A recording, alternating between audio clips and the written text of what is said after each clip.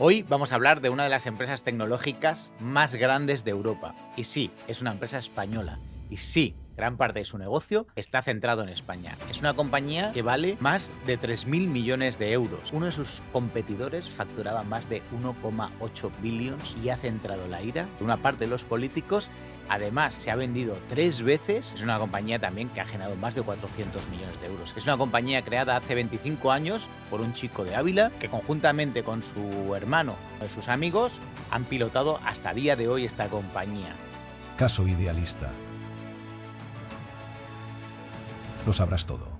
Un podcast de Seed Rocket con Jesús Monleón y Oriol Job.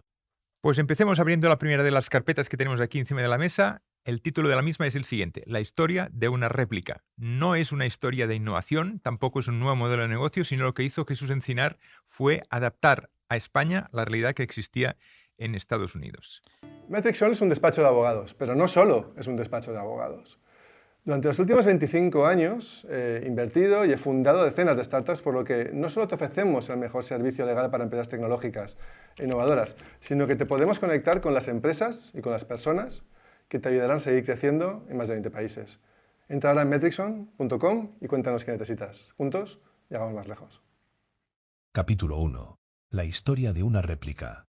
Vamos a contarlo con más detalle. Retrocedamos 25 años atrás, donde en el año 2000 pues no había básicamente ni WhatsApp, ni había redes sociales. Empezaban las primeras páginas web, así que... Para comprar o alquilar una vivienda, lo que necesitabas era un periódico y acudir a las páginas de clasificados y ahí encontrar tu piso anunciado para poderlo alquilar. La opción más cutre, ¿no? Que era básicamente ir por las farolas, ir a las panaderías, ver los anuncios colgados, ¿no? E intentar encontrar tu piso. Exacto. Bueno, pongámonos en situación en estos instantes de dónde estaba Jesús Encinar, que volvía a España después de cursar su MBA en la prestigiosa Harvard de Boston, y trabajó también en San Francisco, en este caso en Amazon Music, y lo que descubrió es que sus colegas no utilizaban los periódicos para encontrar su piso, sino que utilizaban una web llamada Rentec, que ya no existe, una web híbrida entre clasificados y agencia, a través de la cual pues, podían alquilar su piso, y la idea era adaptar esta realidad a España y luchar contra lo que hacíamos en esos instantes, que era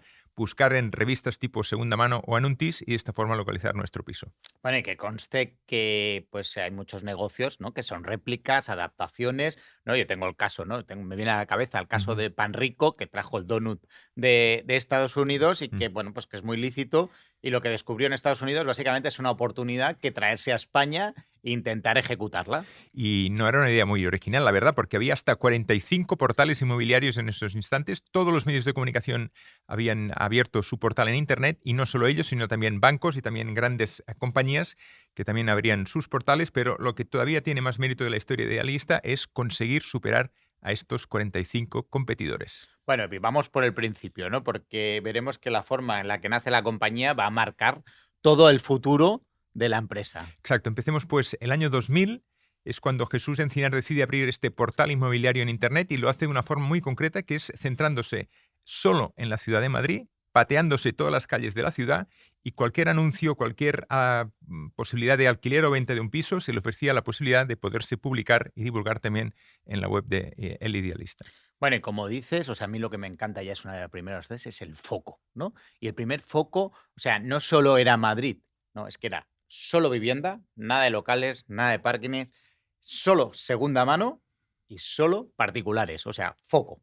Una de las campañas de marketing de Idealista en esos años tenía este lema: Nos pateamos la calle, para que tú no lo hagas. En aquellos momentos, todos los trabajadores de Idealista se llamaban pateadores o rastreadores porque no había farola, panadería, o sea, básicamente tenía una red de gente pateándose la ciudad de Madrid, copilar todos sus anuncios y pasarlos a la web de Idealista. De hecho, pues fue una de las formas en las cuales a nivel de PR empezó a conocerse también Idealista. Correcto. 4 de octubre del 2000 es el día del lanzamiento de Idealista, un portal que en esos días contaba con 4.500 anuncios de viviendas usadas de particulares, como hemos dicho, solo en Madrid capital, con una base hiper local, pero era la mejor de las bases de datos para poder alquilar un piso en Madrid. Bueno, 4.500 anuncios, pues no pueden parecer que no es una barbaridad, pero hay que tener en cuenta que un diario en papel, porque en aquel momento lo que se estilaba era el papel, tenía máximo 1.000 anuncios. Y si juntáramos todos los diarios de Madrid, máximo podían haber 2.000 anuncios. O sea, que ya de momento Idealista nacía con la mayor base de datos y además de mucha calidad. ¿Por qué? Pues existían fotos, existían direcciones, o sea, cosa que los diarios están muy sintetizado porque el coste por publicar era por el número de palabras. Pues pongamos un ejemplo para que todo el mundo lo entienda, cómo eran los anuncios en esa época. Por ejemplo, el anuncio decía, piso acogedor y muy coqueto. O sea, vamos, un piso pequeñito. Con un interior muy luminoso. O sea, luz, cero patatero. Estilo rústico y entrada señorial, eso sí. Vamos, que todo está para reformar. Y lo mejor es lo siguiente, ideal para parejas. Vamos, o sea que la cama estaba en el comedor, o sea que... Pues Idealista justo lo que hizo fue romper esta realidad y lo que ofrecía era dirección exacta, fotos y precio del piso a alquilar. Y vamos a explicar otro aspecto que es súper relevante, ¿no? Los fundadores llevan 25 años juntos, marca el sello de una compañía y no es lo habitual en el mundo startupero. Correcto, O sea, porque lo que hace Jesús es escoger a 2 de sus compañeros del curso universitario E4 de ICADE, de la Escuela de Negocios de ICADE en Madrid. Uno es César Oteiza y el otro es Andrés de la Morena. Cuenta también con Bernardo Hernández, al que conoció en Boston cuando estaba estudiando el MBA, y suma al proyecto a su hermano Fernando. Por lo tanto, 2 amigos de la universidad, otro amigo del MBA y su propio hermano. vamos, que 25 años, como decía antes, aquí ha pasado de todo, ¿no? Desde 1 o 2 crisis inmobiliarias Exacto. y heavies, una pandemia, crisis financieras, pues, estallido de la burbuja de Internet, caída de las Torres Gemelas, o sea, un poquito de todo. Y aquí contra viento y marea, César, Fernando y Jesús siguen al frente del ¿Y negocio. qué conclusión sacas un poco de toda esta realidad? Hombre, pues que fundar y dirigir una compañía durante 25 años, que hemos gestionado compañía, sabemos que no es fácil. Sí. Lo que sí que también sabemos es que marca la diferencia, marca el carácter y también marca la fidelidad de un equipo entre ellos. Jesús Encinar lo contaba a sí mismo en una entrevista en mayo de 2016 para It Gets Better España. Yo lo que más me gusta de ser empresario lo tengo clarísimo y es que trabajo con la gente que me gusta. Y eso es un lujo que muy poquita gente tiene. Cuando tú montas tu empresa y cuando sacas adelante un proyecto, un negocio y seleccionas a tu propio equipo, eres capaz de seleccionar a gente muy buena, muy capaz, muy trabajadora, muy ética. Y eso es un lujo, poder llegar a la oficina cada mañana, ir a tu trabajo, a ver a gente que te cae bien, que te gusta y con la que te apetece trabajar. Eso no te lo da ninguna otra profesión. Y fíjate, no solo se da el caso de que los cofundadores siguen siendo los mismos 25 años después, sino que en un segundo nivel directivo pasa exactamente lo mismo. Mira, te cuento, Pablo Álvarez Cascos es el primer programador de Idealista, pues lleva 24 años como CTO en la compañía. Wow. Raquel García, la actual directora de producción, entró en Idealista en el verano de 2000 y sigue como responsable de la compañía. Marta Suárez y Miriam Broncano, una es la directora financiera, la otra es la directora de People and Talent. Las dos, 16 años llevan ya juntas trabajando en Idealista. Y 2 historias más curiosas. La primera empleada de Idealista ahora es la CEO de Rentalia. Y la segunda es la historia de Juan Villén, amigo de la universidad. En este caso, Juan rechazó apuntarse al equipo fundador, pero lo que sí que hizo fue invertir en la primera ronda entre amigos y conocidos. Y después Juan fundó su propia compañía de nombre Capitae, que Idealista compró unos años después, y Juan sigue siendo el CEO de esta compañía, ahora dentro de Idealista, en la sección de hipotecas, que es una de las más exitosas de la compañía. Insisto que la verdad que esto es poco común y esto significa que hay un equipo a prueba de bombas, porque si en 25 años no se han peleado, aquí ya no se pelean. Y además esto significa también un tema relevante, es la perseverancia de Jesús, Fernando y César de seguir, porque han pasado adversidades que luego os explicaremos. Pero no siempre es esta la mejor opción, mantener siempre el equipo durante 25 años los mismos, ¿no? No, la verdad es que yo creo que ir cambiando gente pues puede ser positivo, pero vamos, está claro que ellos valen 3 billones y yo no. Así que... El tipo de anuncios que ofrecía Idealista ya lo hemos contado, también el equipo fundador de Idealista, y nos queda un tema pendiente que es ver los valores que inspiraron a Jesús a fundar Idealista. Los podríamos conocer de 3 formas diferentes. Una primera sería acudir a sus orígenes, a su familia. La familia de Jesús Encinar, la de Fernando y la de su tercer hermano, Natalio, nacieron los 3 en Ávila, en una familia tradicional. La familia se dedicaba a gestionar un hotel de 22 habitaciones en la capital de Ávila. Muy bien, pues la verdad es que les tocó subir y bajar maletas a tope, seguro. Otra opción sería repasar los diferentes choques que han tenido con diferentes políticos, especialmente de la izquierda, pero esto lo trataremos un poco más a fondo después, ¿no? Bueno, la verdad que a Idealista lo han acusado de todo, incluido de especular y de fijar ellos los precios de la vivienda en España, que sabéis todos que es un tema conflictivo, pero también sabemos todos que esto es un marketplace y que ellos no fijan precios de nada. Y una tercera opción sería constatar que un factor importante en la vida de Jesús ha sido su identidad sexual, y para Jesús Encinar uno de los días más felices de su vida fue, mira, mejor que lo escuchemos contándolo él mismo. Para mí salir del armario fue de lo más bonito que me ha pasado en mi vida. Es un tema que me hizo pues, tener amigos, unas amistades preciosas, poder compartir con mi familia y especialmente pues, con mis padres, con mi madre antes de que muriese quien soy. Después lo aceptó, lo cambió y al final se hizo una defensora como pocos, una señora mayor de Ávila, con una historia bastante tradicional, sin embargo pudo cambiar y aceptarlo muy bien. Estas son las palabras de Jesús Encinar publicadas en YouTube hace justo 8 años aproximadamente. También creo que estaría súper bien, Uriol, saber en qué estuvo metido Jesús Encinar antes de arrancar Idealista. Pues va, lo tenemos. Mira, Jesús cursó E4, la carrera de Business y Management en ICADE, en Madrid. Después trabajó 2 años en Londres, concretamente en una consultora global de estrategia de marca de nombre Wolf Olins. Y a la vuelta de Londres lo que decide es hacer el MBA en Harvard. Y la verdad que para pagar, ¿no? Como anécdota, para pagar el MBA, Jesús se gastó todos sus ahorros en esos 2 años de máster, ¿no? Y el único préstamo que ha pedido Jesús Encinar en toda su historia ha sido para pagar este máster.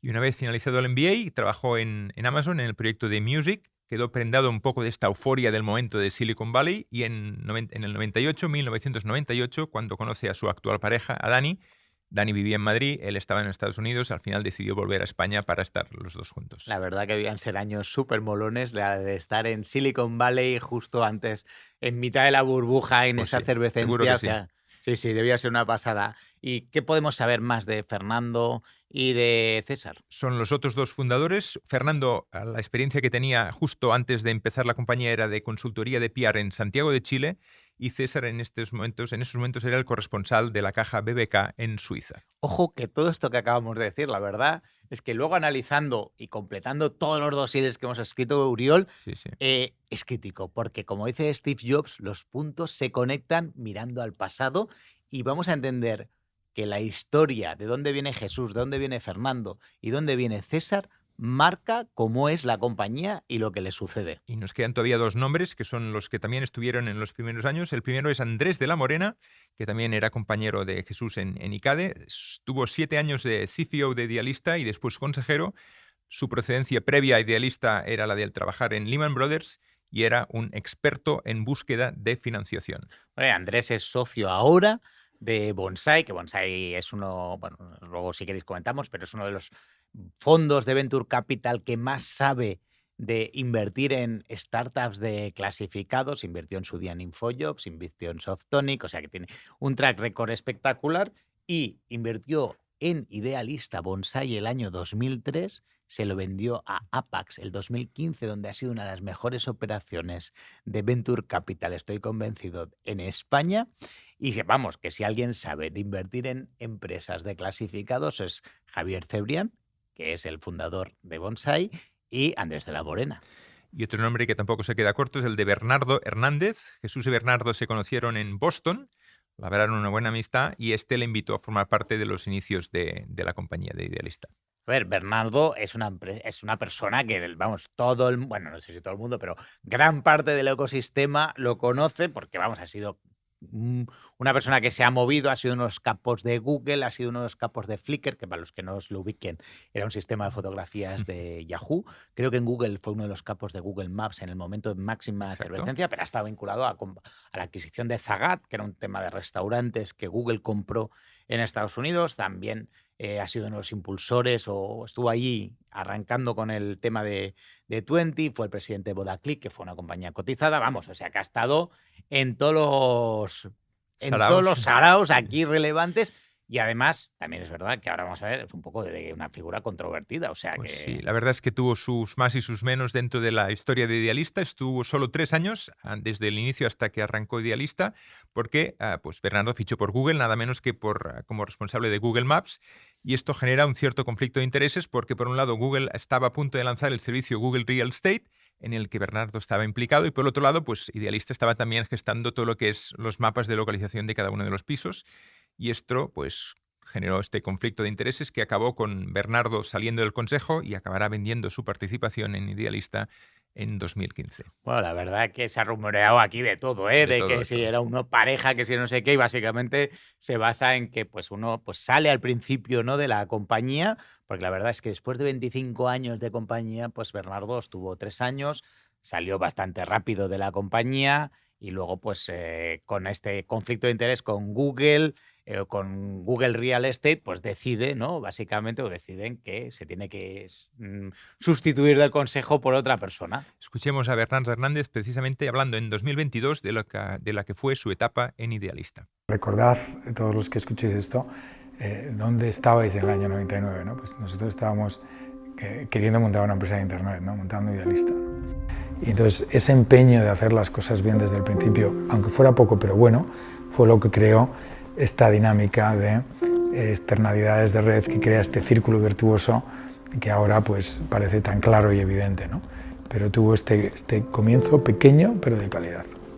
Yo creo que Idealista precisamente es un gran ejemplo de cómo diferentes perfiles se complementaron muy bien, ¿no? Pues hasta aquí la primera presentación de Idealista a grandes rasgos, pero vamos a entrar un poco más a fondo, Jesús, si te parece, y vamos a abrir la segunda de las carpetas de título Las 5 etapas de la historia de Idealista. Adelante. Capítulo 2.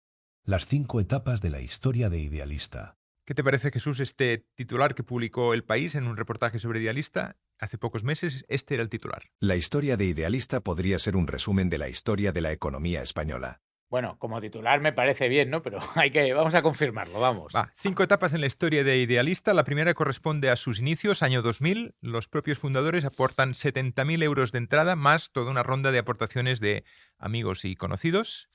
Bueno, son los años de la burbuja, o sea, justo cuando explota la burbuja, pero son los años de Terra. Para los que no os acordéis, pues fue uno de los portales que llegó a valer más que el BBVA y más que Endesa, pero son los años de submarino.com, de Latin Red, de Hispavista, o sea, son los años de... Y Idealista es de las compañías que sobrevive y sobrevive conjuntamente con pocos seleccionados como eDreams, Atrápalo, ¿no? Y bueno, y en mi caso, pues yo monté en su día en magister.com. Exacto, no había ni Venture Capitals, ni Seed Capital, ni inversores. Los bancos y las cajas de ahorro eran los amos los que tenían la sartén por el mango en esos años, ¿verdad? Bueno, que sí? y la verdad es que no había Seed Capital o Venture Capital, o bueno, lo que había era inexistente y lo que sí que había era caja de ahorros repartidos por todo el territorio español. Exacto. Pues ahí entra la segunda de las etapas de la historia financiera de Idealista, que es cuando 2 cajas de ahorro deciden entrar en el accionariado de la compañía. Son la vasca Bilbao Vizcaya Kutxa, BBK, y la catalana Caixa Catalunya. Ello lo que permitió, por un lado, es ampliar el radio de acción de la base de datos y, por otro lado, pues ampliar también la cobertura de Idealista y de su negocio. ¿Os acordáis, no?, que antes habíamos comentado que los puntos se conectan entre sí, ¿no? Y mirando al pasado, pues seguramente Jesús, bueno, sin saberlo, Jesús Encinar había traído a César, y os acordáis que antes César habíamos dicho que había trabajado en la BBK como delegado en Suiza de la caja de ahorros, ¿no? Pues esto es una jugada maestra total, ¿no? Sí, es una jugada maestra porque César le abre la puerta, le abre el contacto, seguramente la relación y la confianza para que le inviertan, pero no solo eso, es que si no, que además BBK trae de la mano posteriormente a Caixa Catalunya. Es en un momento crítico donde prácticamente pues hay poca financiación porque ha estallado la burbuja de Internet y es súper difícil conseguir dinero. Y BBK y Caixa Catalunya lo que querían era diferenciarse de las otras entidades financieras y porque lo que buscaban era crecer en la venta de hipotecas, como todas, pero de una forma diferente a las otras. ¿Cómo ves esta estrategia tanto de BBK como de Caixa Catalunya? Hombre, en este mira, sentido? ya lo marca porque normalmente en las cajas de ahorros o en los bancos, que yo trabajé en una caja de ahorros, básicamente cuando invertían ponían a un board member que venía de la parte de inversión. Y no.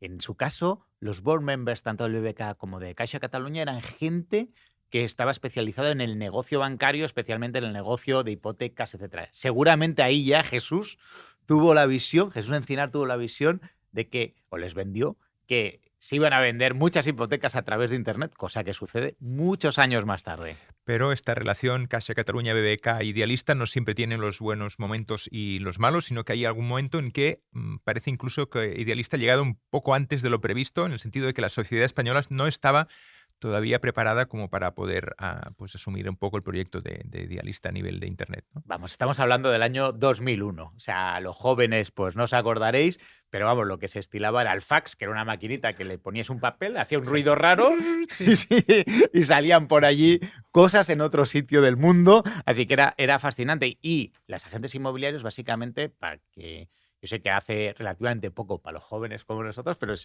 no tenían Internet. O sea, básicamente iban con un fax, un teléfono, normalmente fijo, ya no había móviles y lo que sucedía era eso, es que no había conexión a Internet. Mira, inclusive una curiosidad que os podemos contar, que entre sus potenciales clientes lo primero que hicieron fue venderles precisamente ordenadores porque tuvieran de esta forma conexión a Internet y los agentes inmobiliarios pudieran ver lo que era Idealista O sea, en la realidad. El primer producto que lanza, o sea, fijaros lo pronto que llega Idealista al mercado. Es antes de que Internet esté en casa de sus clientes y adaptan su primer producto. Uriol, y nos cuentan que una llamada de teléfono salva a Idealista, una empresa que hoy vale 3.000 millones, Pues sí. de quebrar el año 2002. Pues mira, te pongo en contexto. Idealista llevaba 2 años desde su lanzamiento, había gastado ya 6 millones de euros, no tenía caja, por lo tanto estaba al borde del precipicio y todo dependía de esta llamada, de si les concedían o no les concedían el préstamo por parte de BBK y Caixa Catalunya. Al final sonó el teléfono, las noticias fueron buenas, pero con unas condiciones muy concretas. Las del préstamo que tenía y estaba dirigido al equipo fundador, la condición era que tenían que invertir toda la cantidad del préstamo en la propia empresa, el compromiso break-even en solo 1 año y si no devolvían el préstamo, la compañía pasaba a manos de las 2 cajas. O sea, vamos, que no era una ampliación de capital, lo típico Pues que no. nos quedamos sin caja, llamas al inversor, ponme dinero, sino era un préstamo que les concedían y eso hubo un momento crítico porque para llegar a estar en números verdes tuvieron que hacer recortes. Esto pasa a finales del año 2002 y el año ya 2003 ya están en números verdes. Es verdad que fue una decisión difícil porque imaginaos, pues en una compañía que a lo mejor no tendría más de 25 o 30 trabajadores. Básicamente, con 30 trabajadores te conoces prácticamente todos y despedir a gente que ha estado contigo, ¿no?, arrancando el proyecto, pues es una de las cosas difíciles. Pero ese tener que ahorrar, ese mirarse el último duro o el último euro, marca la filosofía y la cultura de esta compañía, de Idealista. Vamos con la tercera de las etapas de la historia de Idealista, de estas 5 que hemos descrito. Esta es la etapa ya de beneficios relevantes y esta es la etapa también de que entran en escena fondos de inversión. El primero de ellos será Bonsai Ventures, después Tiger Global, pero empecemos. Demos un contexto a esta situación de en principio de beneficios ya relevantes para Idealista. A ver, Jesús Encinar había fijado una estrategia que es muy similar a la que fijamos cada uno de los emprendedores a día de hoy, ¿no?, que vas levantando cada año, año y medio una ronda, que si la serie C, la serie A, la serie B. Pues Jesús Encinar fijó una estrategia de que cada año pues, pudiera ir ampliando capital, ¿no? Primero entró el año 2000 BBK, el 2001 Caixa Catalunya, pero el 2002 se encuentra, recordaos que esto acaba de explotar la burbuja de Internet del año 2000 y el 2001 se caen las Torres Gemelas. O sea, y aparte es una compañía con pérdidas. Aunque la compañía de Idealista se pone en números verdes, Bonsai, que son los tipos, ya os he dicho, Javier Cebrián es un tipo muy listo, ve la oportunidad, aunque la compañía no necesita el dinero de Bonsai, de meterse en el capital de Idealista. ¿Cómo ves esta operación de Bonsai Ventures con Andrés de la Morena, precisamente uno de los primeros impulsores de Idealista, que acabará como socio de Bonsai? ¿Cómo ves esta operación? ¿Cómo la describirías? La verdad es que Javier, era Javier padre, ¿vale? Ajá. Javier hijo es el que está hoy al frente, son gente muy lista, los he tenido yo de socios en Magister, en Magister, en Oferum, ahora en GoTrendier, y son gente muy lista, ¿no? Bonsai se llega a hacer con un 13% de la compañía. Y yo os he dicho antes que es una de las mejores operaciones del capital riesgo, seguramente en España. Ellos salen el año 2015 con la venta a Apax y generan 30 millones de plusvalía. Bueno, plusvalía no, la venta, su paquete son 30 millones, seguramente la inversión no debió superar los 1,5 millones, 2 millones de euros, así que no sé qué retorno fue, pero vamos, de los espectaculares, espectaculares, ¿eh? Muy bien, de Bonsai pasamos a Tiger Global, es uno de los fondos con más prestigio del mercado con base en Nueva York. ¿Qué podemos decir de Tiger? Bueno, pues Tiger, como has dicho, es de los en aquel momento, ahora en los últimos años, 2020, también ha sido de aquellos famosos, ¿no? Que cuando entraba Tiger te marcaba, Ajá. pero Tiger ha sido de los buenos, ¿no? Y Tiger entra no ampliando capital, porque recuerdo, es que ya cuando entra Tiger, que es el año 2007, ya está en beneficios, ¿no? Correcto. Sustanciales, además. Lo que hace es comprar participaciones, hace un secundario, compra participaciones, especialmente a Caixa Cataluña, que recordaros que el 2007 pues ya empieza a temblar todo el tema de la crisis inmobiliaria. Y la verdad es que, hombre, pues esta gente de Tiger se come en la crisis inmobiliaria de pleno. Cabo a rabo. De Sí. cabo a rabo. Lo que pasa es que también es verdad que hay que decir que es cuando entra Tiger en Idealista factura ya en aquel momento, año 2007, 17 millones de euros, el 2015, 33 millones de euros de facturación para Idealista. O sea, sí consigue un recorrido y sí consigue, un supermúltiplo. Ujú.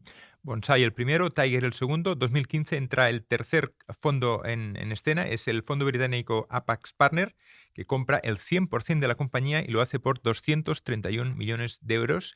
Y se repite un patrón que veremos también más adelante, que es que Jesús permanece como fundador y como presidente, y también César y Fernando lo que hacen los tres es reinvertir una parte muy relevante de sus procesos, y los tres siguen como gestores de la compañía. Hombre, lo que estamos viendo aquí es que la compañía van a entrar operación tras operación, ¿no? O sea, entra Bonsai, luego entra Tiger, pero en el 2015 entra Apax, que Apax ya es un private equity relevante de los famosos. El 2015, ¿cuánto factura? Idealista son 33 millones. El 2020, 5 años más tarde, Apax se va de la compañía y factura Idealista 90 millones de euros. O sea que la compañía, en el periodo que ha estado Apax, ha sido capaz de multiplicar por 3. Y vamos con la cuarta de las etapas. En este caso ya hemos superado la crisis anterior, pero lo que viene ahora es la pandemia, y entra en escena en estos instantes el fondo sueco EQT, que compra Idealista por 1.321 millones de euros, palabras mayores. El EBITDA ya es de 43 millones de euros y aproximadamente lo que hace es multiplicar por 30 el precio en relación a EBITDA. Estos son los años que surgen los primeros unicornios en España, pero estamos acostumbrados a escuchar unicornios del estilo de Globo, de Cabify, pero que pierden dinero. Es que Idealista es un unicornio que crece año tras año generando EBITDA y generando caja. Uh-huh. Y quinta y última etapa, la más reciente, en 2024, en este caso es otro fondo británico, Cinven, que compra el 70% de Idealista y lo hace, cuidado, con 2.900 millones de euros. ¿Qué pasa con los suecos de EQT? Pues que deciden reinvertir en parte, continúan como conversores con el 18% y se repite el patrón que hemos dicho antes, que es el de Jesús Encinar, que continúa como fundador, y César y Fernando, que también reinvierten lo ganado para vender sus acciones y continuar al frente de la gestión de Idealista. O sea, lo que dicen, ¿no?, es que el equipo de Idealista, el equipo del management tiene alrededor del 20% de la compañía, así que van alternándose, como hemos dicho, operación tras operación, pero el equipo sigue siendo allí. O sea, más que, empleados, que es lo típico que hace un private equity, lo que tienen es a sus socios dirigiendo y gestionando esa compañía. ¿Qué hacemos con los rumores o las especulaciones que hay al respecto de todo esto? Hombre, pues lo que se rumorea, ¿no?, es que Idealista va a salir a bolsa, ¿no? Pero vamos, esto la verdad que nadie ha concretado nada. Supongo que mientras Idealista vaya creciendo y vaya generando y haya otros private equities que quieren comprar, la verdad es que esta operación de Cinven es una de las operaciones más grandes en Europa de una empresa tecnológica. Resumen, por lo tanto, rápido, la compañía se ha vendido 3 veces, la primera a Apax, la segunda a EQT y la más reciente a Cinven, pero a pesar de las ventas, tanto Jesús como Fernando como César continúan al frente de esta compañía.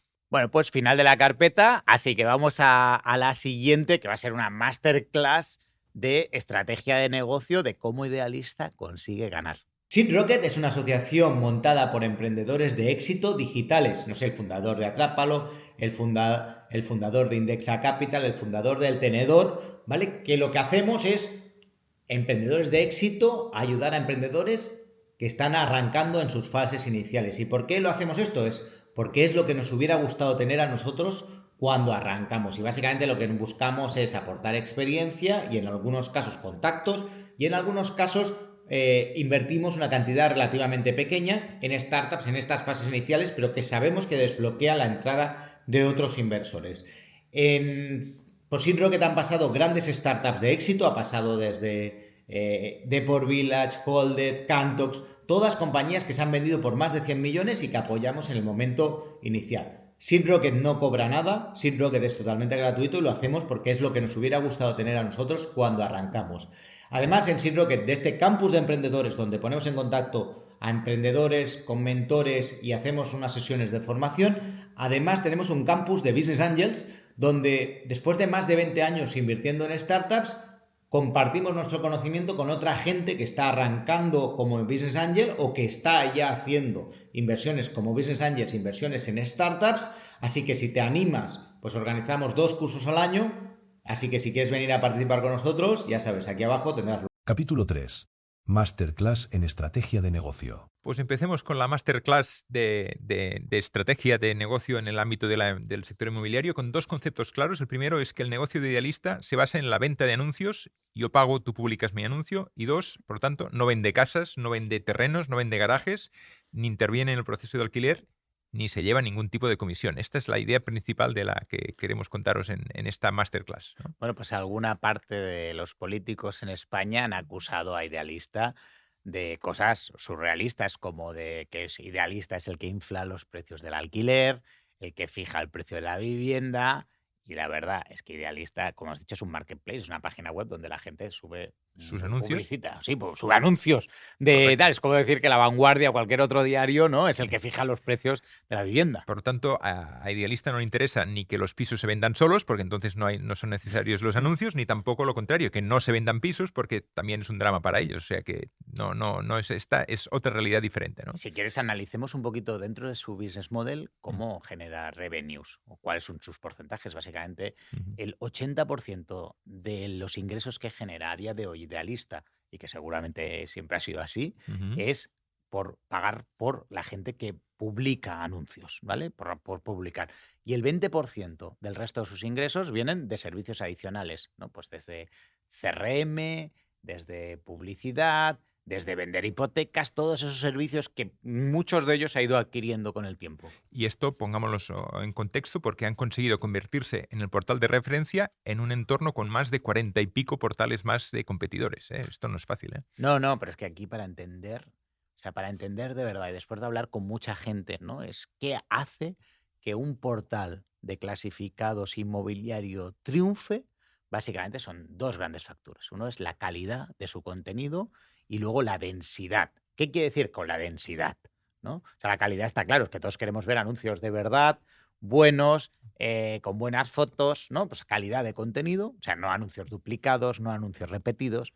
Pero ¿qué quiere decir la densidad? Pues mira, yo soy de Sabadell, entonces a mí lo que cuando busco en un barrio de Sabadell, ¿no? Entonces lo que quiero es ver todos los anuncios barrio a barrio, o sea, en mi barrio. A mí me da igual cuántos tienen en Málaga o cuántos tienen no sé, cuántos tienen en Sarriá, es que me da absolutamente lo mismo, ¿no?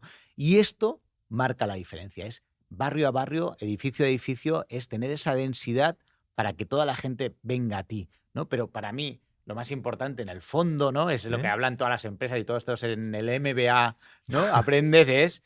piensa en global, pero actúa en local, en este caso en barrio a barrio. Exacto, y esto es lo que hizo Idealista, que se centró en la ciudad de Madrid, fue impecable en esta estrategia, y en cambio los competidores hicieron todo lo contrario, se equivocaron en este sentido, porque lo que ofrecían era muchísima más dispersión, más volumen de oferta, pero a la vez menos concreción, menos densidad. Bueno, pues por eso empieza inicialmente solo en Madrid y con el foco, ¿no? Y empieza con, recordaos, que el 4 de octubre del año 2000 nace con 4.500 anuncios, mientras que si sumamos todos los diarios de la capital, sumarían unos 2.500 anuncios. Escuchemos a Fernando Encinar precisamente comentando esta estrategia en el podcast K-Fan en mayo de 2019.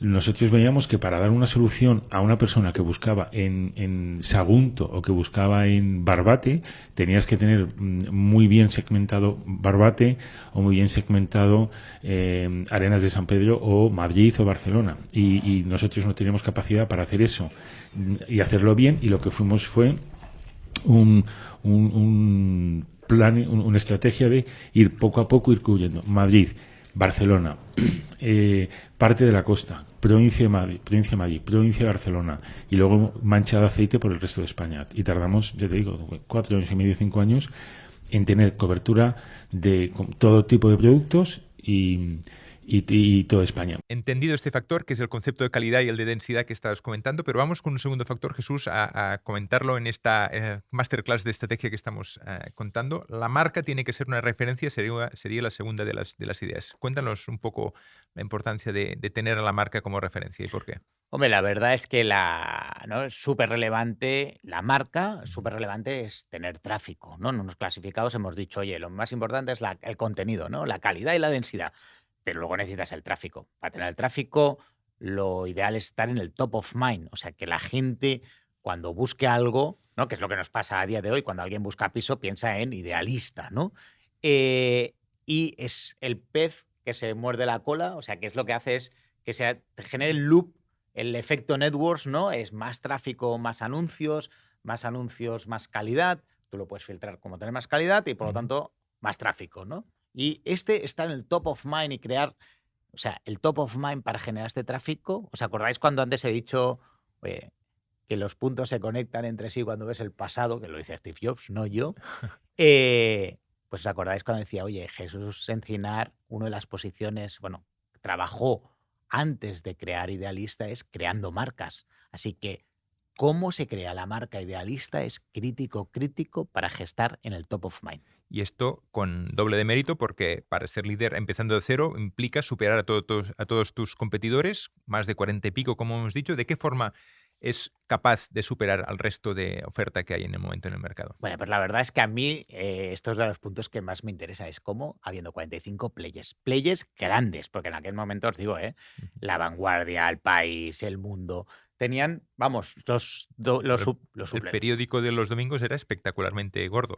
Ahí había la sección de clasificados tenía 2 o 3 dedos. Es decir, los diarios generaban mucho dinero y crean sus portales de internet. Dices, ¿por qué esta gente no ganó? Pues no ganó, pues básicamente por un motivo importante, es que no quisieron canibalizarse. Ellos tenían un negocio que les generaba millones de euros al año, que era en papel, pero no subieron o no quisieron transaccionar al digital. ¿Por qué? Pues pongo un ejemplo muy claro, ¿no? Pues antiguamente, cuando alguien publicaba un anuncio, se pagaba por palabras. Entonces tú llamabas a un sitio, ¿no? Te cogían el teléfono, entonces te decían lo que has comentado tú antes. Ideal parejas, porque cada palabra o cada carácter valía dinero. Entonces, ¿ellos qué hicieron? Trasladar esos mismos anuncios al digital. Pero claro, perdía calidad, ¿no? No es lo mismo ni Claro. la necesidad es la misma. Claro, y oye, ¿por qué dejar gratis, ¿no? Anuncios en un sitio que es el portal inmobiliario, ¿no? En digital, versus si yo lo estoy cobrando en papel y eso me da dinero, con esto me va a matar, esto no puede ser. ¿Qué pasa? Pues tío, la realidad es que esta gente pierde el tren. ¿Por qué? ¿Qué sucede? El año 2008 empieza la crisis inmobiliaria. Con la crisis inmobiliaria empiezan a descender el número de transacciones. La gente no pone pisos a la venta, quiere decir que baja el volumen de anuncios. Entonces, en aquel momento, los diarios dicen, oye, vamos al digital. Pero ya han perdido la batalla porque hay players, como en este caso Idealista, ¿no? Que han apostado 100% en ese medio. Por lo tanto, a los competidores de Idealista no eran los medios de comunicación, que por lo que hemos contado pues no lo hicieron de la mejor forma posible, sino que el principal competidor en esos años fue otro portal nativo digital de nombre Fotocasa. Wow. Sí, no, Fotocasa, aquí hay una batalla heavy. Yo recuerdo perfectamente aquellos años, pero... A ver, contémosla pues un poco esta batalla. Primero, una advertencia. Lo que contaremos ahora ha sido contrastado con varias fuentes de cada uno de los dos lados y podemos de alguna forma identificar como 3 fases. 2010-2014, la batalla entre Fotocasa e Idealista está más o menos a la par.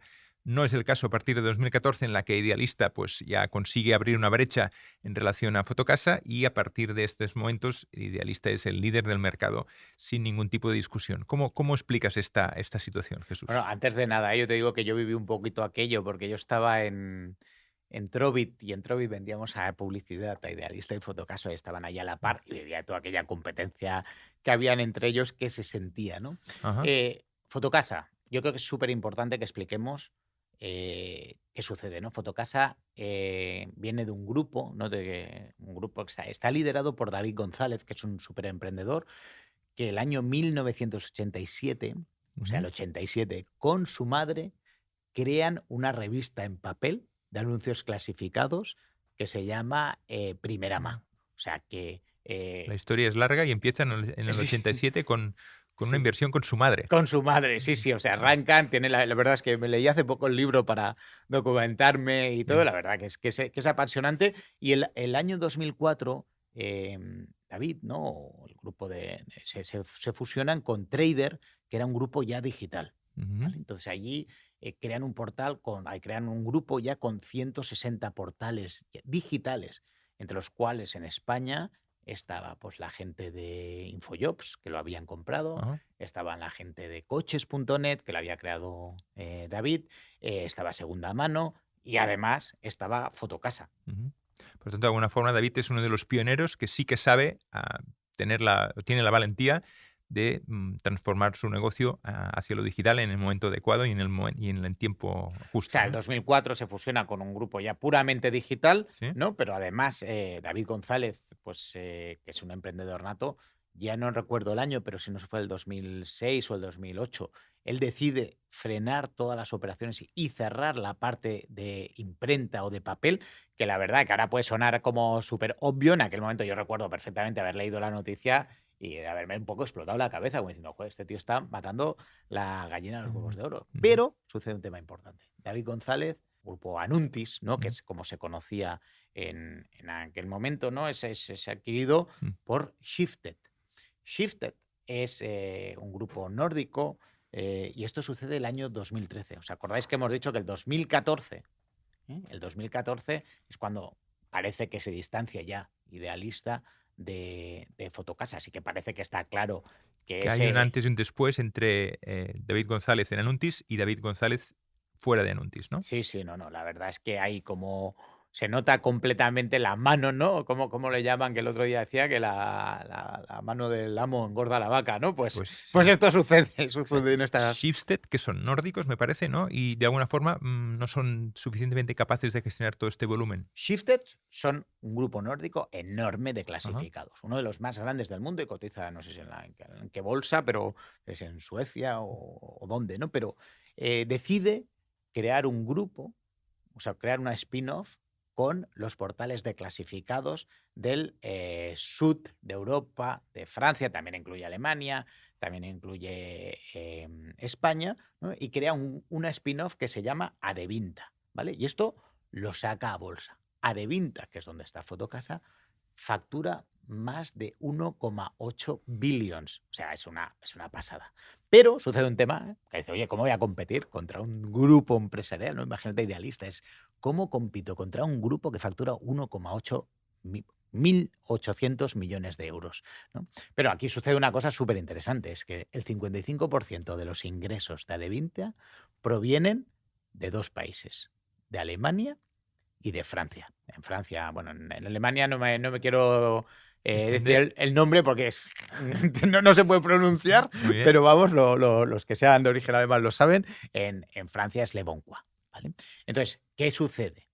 Que Adevinta, que es una empresa que cotiza en bolsa, lo que quiere es, como estamos viendo, el The Winner Take It All, es seguir apostando dinero y seguir, aunque son compañías que generan dinero, tienen que reinvertir una parte y deciden reinvertir especialmente en los negocios líderes. O sea, España en aquel momento no era líder. No era líder. Adevinta, todo el grupo Adevinta factura 1.800 millones. En la parte de España factura 200 millones de euros. Y dentro, ¿os acordáis? Habéis dicho, está Fotocasa, está está Fotocasa, está Infojobs, está Segunda Mano, está Coches.net. Coches.net, o sea, que de eso más o menos se estima que aproximadamente pues no serían más de 20 millones de facturación. De alguna forma el tamaño en este caso sí que importa y claro, de alguna forma pues la casa sin barrer porque no se llega a todo, ¿no? No, porque obviamente esto está hablando de datos del 2023, ¿eh? O sea que básicamente lo que decide Adevinta siempre es apostar, ¿no? Por Francia, Alemania especialmente, y donde lidera el vertical y deja un poco de banda esta batalla entre Idealista y Fotocasa. Por eso Fotocasa no consigue los recursos para ganar esta batalla. Idealista además va comprando piezas que le faltaban y completa muy bien su puzzle, además de una buena gestión. Y ojo que las compras continúan, ¿eh? Bueno, pues sí, porque la verdad es que la historia en paralelo, o sea, mientras Idealista estaba como súper foco, 25 años de emprendedores, tuve su competencia, ¿no? Fotocasa, como han ido cambiando constantemente ¿Qué ha sucedido en Adevinta? Pues Adevinta lo acaban recientemente de comprar un grupo de private equities que lo que dicen que van a hacer es trocear, ¿no?, el grupo en diferentes negocios, o sea, los negocios que ya tienes, las marcas que ya tienes, va a trocear y venderlos por separados, ¿no? Y ahí es donde viene el siguiente rumor, ¿no? A ver, ¿cuál es? El siguiente es que David González, Uy. el original, ¿no? Pues puede volver a comprar Fotocasa. Pues del rumor de la compra de Fotocasa por parte de David González otra vez a las compras de Idealista, porque lo que hace Idealista en todo este tiempo es ir creciendo a base de adquisiciones de otras startups. Repasemos las compras más destacadas de Idealista en todos estos años. En 2008, Idealista entra en el accionariado de Rentalia, portal líder en el alquiler vacacional. 4 años después, en 2012, adquieren el 100% de la compañía. La fundadora de Rentalia, la emprendedora Marta Esteve, abandona la gestión. En 2010, Idealista adquiere la compañía fundada por Juan Villén, recordemos amigo de Jesús Encinar en Icade. Se trataba de una web para conseguir hipotecas. Idealista integra la compañía y la convierte en uno de los servicios de más éxito actualmente. Idealista Hipotecas. Año 2013. Idealista compra la empresa Habitania, especializada en software inmobiliario. La compañía se integra dentro de Idealista y es el origen de Idealista Tools, un servicio que permite, por ejemplo, tasar tu piso. 2015. Idealista compra la empresa Tercero B, líder en Big Data del sector inmobiliario. Y vuelve a pasar lo mismo. Nace el servicio Idealista Data, una plataforma de análisis de datos inmobiliarios. Más adquisiciones en el sector del software inmobiliario. En 2020, Idealista adquiere el portal inmobiliario yaencontré.com, al grupo Godó. En el mismo año, en Italia, Idealista compra Miogest y Gestim, 2 CRM inmobiliarios, y también compran el 100% de la web Casa.it, el tercer portal inmobiliario italiano.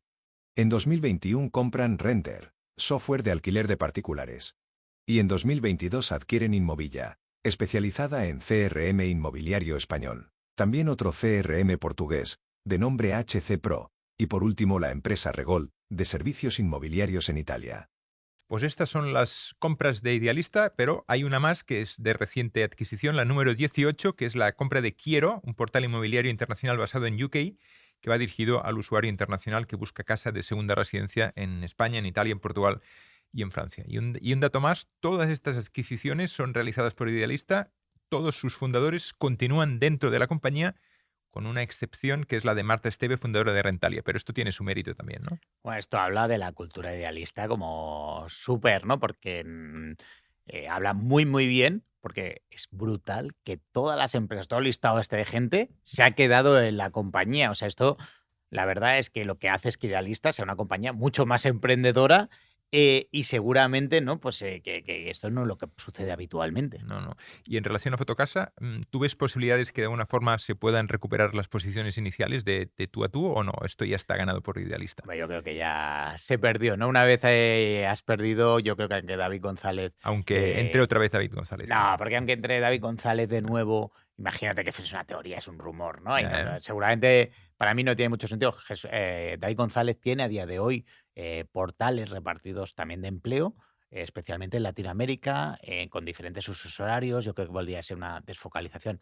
Faltaría por ver, ¿no? Si los Wallapops, los Housefly, podrían hacerle algo, pero la realidad es que el mercado inmobiliario requiere confianza. ¿Vale? Una de las cosas que sabemos es que tú quieres buscar piso en sitios que te generen confianza, donde no te estafen, donde tal, ¿no? Entonces yo creo que todavía queda mucho, ¿no? Y creo que Idealista se ha llevado al mercado. Muy bien.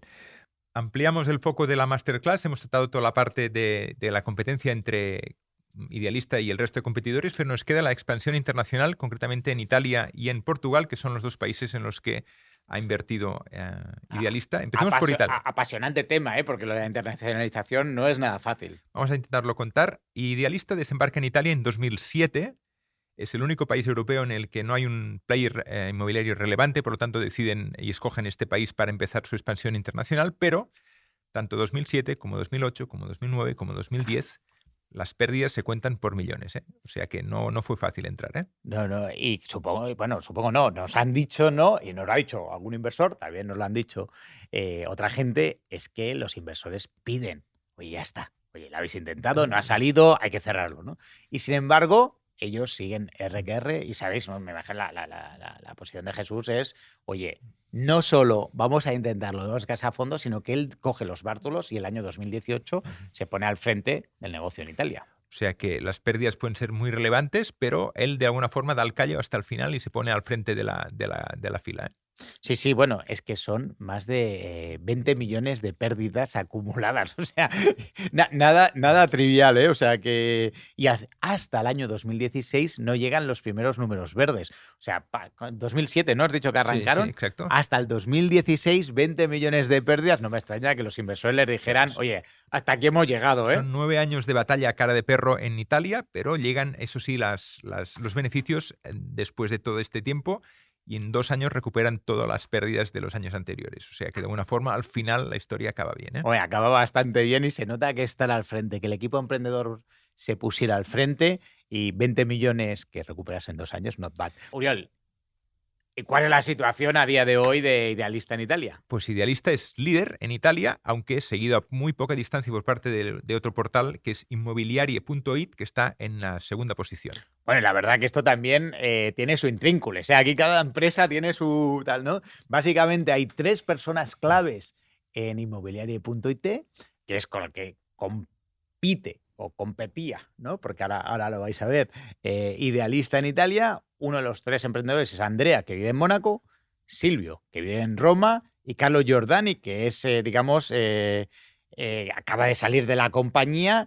Así que se origina también como un cisma, ¿no? Entre los diferentes emprendedores y la verdad es que Giordano, ¿no? Que es la persona que era más clave en el mercado y en el mercado italiano es súper relevante la persona que está al frente, sale de la compañía y ahí empieza a perder algunas posiciones. Por tanto, de alguna forma está en un momento crucial la historia de Idealista en Italia. Vamos a ver cómo sigue. Os contamos también un poco más cómo han conseguido liderar el mercado en Italia, comprando inicialmente pues, el portal Casa.it, que era el líder en esos momentos y que por un problema de mala gestión pues, pierde el liderato, y lo que hace es que a través del private equity Oakley, que era propietario de Casa.it, pasa a ser accionista Idealista y de esta forma Idealista compra a Casa.it y pasa a ser líder en el mercado. Hombre, la realidad es que pues, incorporan un private equity de primer nivel, que es Oakley, ¿no? Haciendo esa adquisición gana a Inmobiliaria empieza con sus problemas entre socios, así que es como el cóctel perfecto donde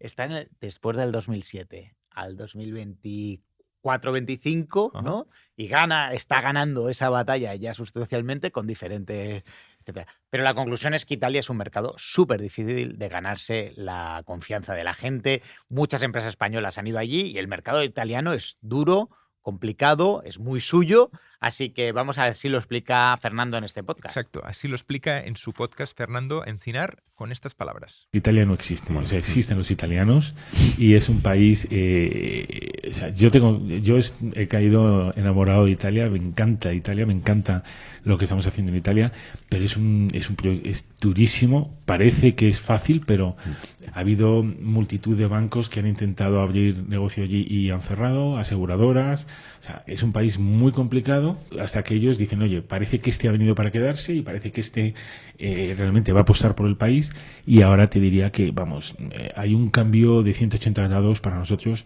en el hecho en la situación de Italia. En cambio, si nos fijamos en Portugal, es muy diferente a lo que les ha pasado a Idealista en Italia, ¿no? Portugal ha sido un país donde han generado la primera posición o han ganado el mercado de forma más ágil, más rápida. Todo ha sido muy fácil, e incluso una curiosidad que sí que os puedo contar, que aquí sí que hay coincidencia, y es que en este caso César Oteiza se desplaza a Portugal y lidera un poco todo lo que es la expansión de Idealista en Portugal in situ, igual que lo hizo Jesús en el caso de Milán. Pero una vez el negocio está estable, aquí la pregunta es hasta qué punto es necesario sí o sí internacionalizar una compañía, y esto nos lo cuenta Fernando Encinar en el podcast de K-Fund. La internalización yo creo que muchas veces es la herramienta que utilizan los inversores para convencer a los emprendedores de que les dejen entrar en sus compañías. Es decir, oye, como tienes que internacionalizar y vas a necesitar dinero, yo te doy ese dinero. A sabiendas de que la internacionalización te va a salir mal, pero bueno, yo estoy dentro y ya he conseguido meter un pie en la compañía en la que no me dejabas entrar. Entonces yo creo que con la internacionalización yo tengo mixed feelings, tengo sentimientos encontrados. Yo creo que no hay que hacerla siempre, no tiene por qué estar en el roadmap de una compañía. Hay miles de compañías que son hiper exitosas que no han hecho internacionalización. Yo, por hablarte del sector inmobiliario, Idealista es el único portal inmobiliario en el mundo que ha estado más allá del país de origen. Y hasta aquí esta masterclass de negocio internacional, que la verdad que es impresionante cómo el equipo fundador se va a cada país, gana esos países, ¿no? Con toda la dificultad. Pero hay una cosa que también a nivel estratégico Idealista hace genial, que es el Customer Journey. O sea, básicamente es cuál es el viaje del usuario de Idealista. Idealista intenta captar al usuario cuando aún no lo puede monetizar, pero luego sí lo monetiza constantemente. Y esto lo ha hecho idealmente. ¿Cómo arranca un chaval joven? Uriol, ¿cómo arranca? Pues vamos a intentarlo contar de una forma lo más gráfico posible. Este joven empieza, pues, buscando una habitación, alquilar una habitación, ¿no? Sí, de esa habitación que Idealista no monetiza ese servicio porque es un servicio que es difícil de monetizar porque hay pocos euros. El siguiente es alquilarse una habitación, ¿no? Al cabo de unos años se alquila un piso, perdona. Correcto, ¿no? Pasa de sus primeros ahorros para alquilar una habitación a sus primeros ahorros para poder buscar un piso de alquiler. ¿Y después qué? Pues después comprarte un piso, ¿no? Que es lo tradicional aquí en la sociedad española, es que nos compremos nuestro primer piso, que seguramente no es el mejor, pero es el que podemos comprarnos, ¿no? Y después, ¿qué? Un piso más amplio donde poder vivir, alquilar el anterior que ya teníamos y de alguna forma empezar a formar tu familia, etcétera, etcétera, etcétera. Sí, no, la verdad que todo este Customer Journey, pero Idealista no se queda aquí, ¿eh? No. Porque ¿qué más hace? Pues a ofrecer todo de servicios alrededor de esta idea, como por ejemplo... Tramitarte la hipoteca, ¿no? Que hay que pedirla. Exacto, pero no únicamente, sino seguros de hogar, por ejemplo, también. O, por ejemplo, tasarte el piso, ¿no? O, por ejemplo, y este es un rumor, también invertir en el ámbito de la decoración y de alguna forma ofrecer servicios también de decoración interior de pisos. No, la verdad es que es impresionante. Y la pregunta ¿es Idealista capaz de seguir creciendo, Uriol? Pues mira, yo he hablado con algunos ex inversores de la compañía y lo que más les sorprende es que esta compañía, o sea, cuando vendieron en el 2015 a Apax, yo pensaba que después de venderla, si no recuerdo mal, por más de 250 millones de euros, ¿no? Su participación, o sea, la valoración de compañía en aquel momento, es cómo sigue creciendo hasta por encima de los 1.000 millones, hasta por encima de los 3.000 millones, ¿no? Y básicamente aquí es que el winner take it all, ¿no? En el mercado de los clasificados, en un mercado de marketplaces, el ganador se lleva todo el mercado y genera esa inercia de crecimiento. Y los números, la verdad, es que no engañan. Es que Idealista crece entre los últimos 4 años, o sea, que ya es una compañía ya que es grande, factura el crecimiento de la facturación mínimo 16%, máximo 25%.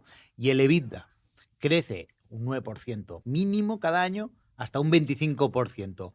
Y alcanza ya, o sea, a nivel de facturación, el 2023, Idealista factura 152 millones y genera 70 millones de EBITDA. Esto es lo que tenemos en las cuentas anuales. Seguramente estas cuentas anuales son solo España, nos faltaría Italia, así que seguramente los números pueden ser algo más grandes.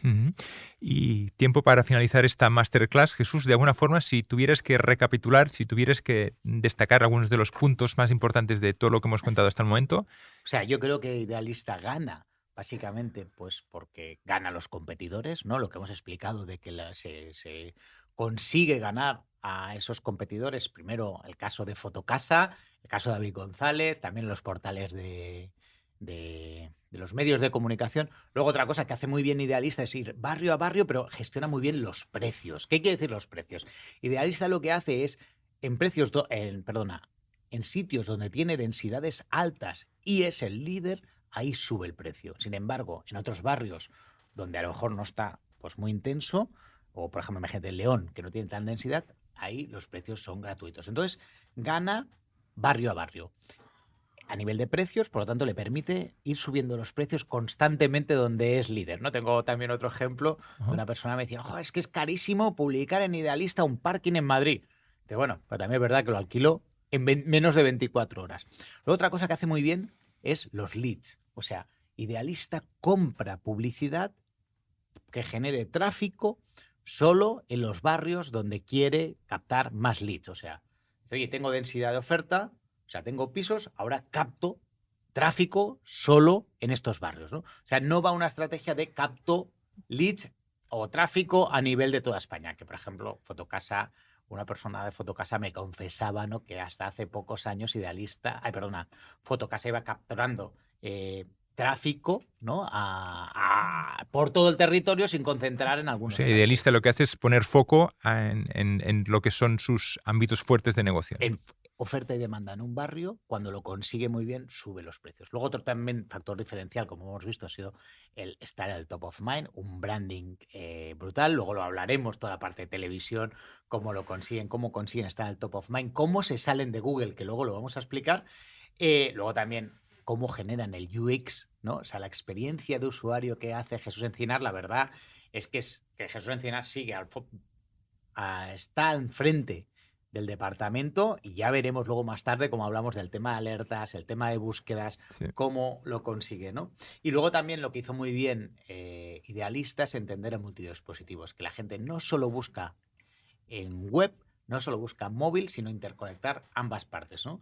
Entonces, como hemos dicho, otro factor de éxito fue el branding. El branding se descompone de muchísimas cosas, pero por ejemplo una de ellas es todo el tema de PR, ¿no? Todo el tema de cómo Idealista se adueña de la categoría de inmobiliaria, y cuando la gente piensa en inmobiliaria, piensa en Idealista.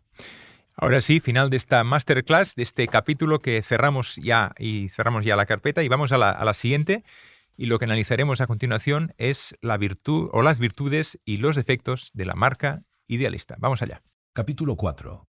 La marca Idealista y su exposición pública. Jesús, ¿te apetece hablar de política o no? Hombre, la verdad es que la política y los negocios a mí no me gusta mezclarlos mucho porque son complicados. Yo nunca he hecho negocios en el palco del Bernabéu, no soy en Madrid, pero tampoco en el palco del Barça, ¿no? Y me parece que los Encinar tampoco. Pues no, la verdad es que ni Fernando ni Jesús son del fútbol, pero sí que lo era su padre, que era un fan del fútbol hasta el punto de que fue jugador del Salamanca en Primera División y también del equipo de fútbol de su localidad de Ávila. Aquí lo podéis ver en sus años mozos. Bueno, la verdad es que no siempre, ¿no? La pasión de los padres pasa a los hijos, a veces lamentablemente, pero la pasión de los Encinar es otra, que es la ópera. Idealista es el mecenas de los grandes teatros de ópera, allí donde tiene oficinas, básicamente pues el Liceo en Barcelona, en el Teatro Real de Madrid, en el Teatro Cervantes de Málaga, en el São Carlo de Lisboa y en el Scala de Milán.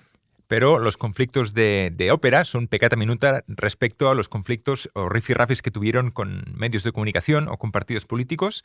Vamos con algunos de los titulares con los que han sido agraciados en estos últimos tiempos. El imperio de los Encinar. Controlan 130 pisos de los más rentables en Madrid, leído en El Confidencial. El tercer pelotazo de Idealista, de 0 a 2.900 millones de euros en 5 años, leído en El Mundo. La Moncloa contra Idealista, estudia medidas por adulteración de los precios, leído en El Cierre Digital. Competencia abre expediente sancionador a Idealista por inflar los precios de alquiler, leído en diario.es. Empecemos por los partidos de izquierda, que han sido de los más beligerantes contra Idealista, y una de ellas fue Ada Colau, la alcaldesa de Barcelona. En 2019, el ayuntamiento presumió de abrir un expediente contra Idealista por un comentario discriminatorio en un anuncio de un piso. Sanción era de 90.000 euros y así lo relataba Ada Colau en su propia cuenta de Twitter. Multamos por primera vez a un portal inmobiliario por prácticas discriminatorias. En Barcelona la especulación y racismo no son bienvenidos. Es impresionante el populismo que hay por parte de los políticos, ¿no? Pero a mí lo que más me gusta de Idealista es que Idealista, ¿sabes?, demandó 8 veces al ayuntamiento y las 8 veces ha ganado la demanda al Ayuntamiento de Barcelona de Ada Colau. Pues vamos a ver también lo que pasó con El Confidencial, un medio muy importante, muy leído especialmente en los círculos de poder en la capital de España. Durante 8 años la relación entre El Confidencial y Idealista era muy buena porque especialmente pues, la inversión publicitaria que Idealista invertía en El Confidencial era muy importante, pero retiró en un momento dado la publicidad y fue solo 3 meses después de renunciar a este acuerdo publicitario que El Confidencial publicó un artículo muy crítico contra los Encinar. Y los Encinar lo que hicieron fue acudir a los tribunales. ¿Y qué pasó? Bueno, la verdad es que yo me recuerdo perfectamente aquel artículo. Básicamente acusaba a los Encinar de lucrarse teniendo información como privilegiada, comprando inmuebles, ¿no? ¿Y qué pasó? Pues que la sentencia condenó a El Confidencial. Las pruebas han demostrado, en opinión de esta juzgadora, que el artículo litigioso contenía datos objetivamente inveraces. La información objetiva presentada en el artículo era errónea. ¿Vale? Y a la periodista autora del texto, ¿vale? A indemnizar a Jesús y a Fernando. Aparte, los indemnizaron económicamente, les obligó a eliminar el artículo, porque si no aquello sabéis que queda ahí para Google, y además tuvo que publicar la sentencia durante 24 horas. La verdad que a mí es una de las cosas que me parece bien, porque hay que luchar contra las cosas que dicen los medios de comunicación que no son ciertas, ¿no? Y me ratificó un poquito lo que hemos dicho antes, que la verdad es que si sales mucho la palestra, ¿no? Si Jesús, Fernando salía mucho y mucha de la comunicación va sobre las personas, lo que sucede, ¿no? Es que puede suceder, en este caso es lo que sucedió, es que fueron como el blanco político, oye, hay un problema. La diana, ¿no? Sí, la diana, ¿no? Hay un problema político, ¿no? Y social con el tema de la vivienda. Los partidos políticos y los medios de comunicación dicen, oye, ¿quién está en el top of mind? Pues son esta gente, y aparte de esta gente aparecen constantemente los medios de comunicación, pues vamos contra ellos, ¿no? Y la verdad, pues que bueno, que convertirse en un personaje mediático muchas veces pues no es la mejor solución, como decías. Yo creo que al final Fernando y Jesús han aprendido la lección. Y si buscas en Google tanto a Fernando como a Jesús, verás que pues, prácticamente han desaparecido en estos últimos años. No están ni en eventos, no dan conferencias, no van a congresos, no dan entrevistas, no van a televisión, ni hacen ningún tipo de declaración, ¿eh? Bueno, o sea, que es más fácil encontrarte los Uriol en la ópera que en los medios de comunicación. Correcto. Ahora, ¿eh? Pero que nadie olvide un tema importante. Una cosa es la imagen de los dos pues, cofundadores de Idealista, y la otra es la marca Idealista, ¿eh? La marca es un referente y es inclusive en estos momentos, yo creo, ya la dueña de todo este espacio de comunicación del sector inmobiliario. O sea, lo que sí que es verdad, ¿no? Es que Fernando, como hemos comentado antes, inició su carrera en PR, ¿no? Y ha permitido, ¿no? A posicionar, ¿no? Asociar, luego lo vamos a comentar, asociar la marca Idealista al mercado inmobiliario. Pero vamos, que lo que han hecho, ¿no? Es poner el foco últimamente en la marca Idealista, generando PR, generando muchas noticias que venían haciéndolo desde hace muchos años versus ponerlas en las personas. Y pongo un ejemplo, ¿no? O sea, a nivel de PR, Idealista, como hemos comentado, se ha asociado la marca Idealista a la categoría inmobiliaria. ¿Cómo lo han hecho? Inicialmente Idealista nace con el fin de ser muy transparente, de dar transparencia. Estamos hablando del año 2000, cuando nace, que no había datos sobre el mercado inmobiliario. Entonces Idealista crea Idealista News. Y todas las noticias del sector inmobiliario, pues sube los precios, baja los precios, en Barcelona se han encarecido, van asociados a la marca Idealista, ¿vale? De verdad, Idealista News a día de hoy podría ser el primero o segundo diario económico de España, porque tiene como más de 100 personas, entre freelance, colaboradores, trabajando en este medio de comunicación, entre comillas, que es Idealista News, para posicionar la marca, pero también informar a todo el mundo. Pero, también hay un pero aquí, hay algunos días en que han tenido algunos problemillas con algunas de las noticias que han aparecido en Idealista News.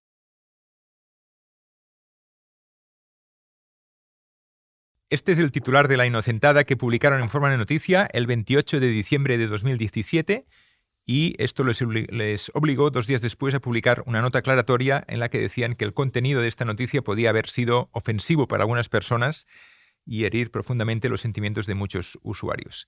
Este no es el único caso, hay otro caso, 2015, también el Día de los Inocentes, en el que publicaron que Pablo Iglesias se mudaría de Vallecas a la moraleja para calmar a los mercados financieros. Vaya inocentada, ¿no? Bueno, pues de inocentada pasó a realidad porque 3 años después, 2018, esto se convirtió en realidad y Pablo Iglesias e Irene Montero se compraban un chalet construido en una parcela de 2.000 metros cuadrados con piscina y las fotos donde se consiguieron. Pues la verdad, pues como en Portal Idealista, ¿no? Y no solo el caso de Pablo Iglesias encontró la casa en Idealista, sino que varios exministros encontraron su casa o las fotos estaban publicados en Idealista. Por ejemplo, pues el exministro de Economía de Luis de Guindos, la secretaria del Partido Popular María Dolores de Cospedal, Albert Rivera o incluso José Luis Rodríguez Zapatero. Exacto, pero en ninguno de ellos se produjo el lío que sí que hubo con Pablo Iglesias y su mujer Irene Montero. Yo creo que aquí hay un pasado que se explica y que de alguna forma genera este boomerang después. Vale, entonces pasamos a la siguiente fase, A ver. que es las campañas de televisión de Idealista. Branding por un tubo amplificado. Pero Idealista al inicio no tenía grandes presupuestos, por lo tanto no podía gastar mucho dinero. Os pongo en antecedentes, ¿os acordáis cuando Idealista está a punto de quebrar, que no tiene, lo ponen números positivos? Eso cala en la cultura de la compañía de ser, digamos, calcular muy bien el dinero que invierte, ¿no? Y inicialmente quiere hacer televisión, amplificar la marca, y lo que hace es llamar a Rightmove. Rightmove es un portal inmobiliario en UK y le pide si le puede dejar su spot. Y Rightmove le deja o le compran el spot por poco dinero, así no tienen que producirlo, ¿no? Así producen su primera campaña de televisión. Luego producen otro que no es muy exitoso, la verdad que no triunfa mucho. Vamos a verlo. Este es un ejemplo de los primeros anuncios de Idealista en sus primeras campañas iniciales.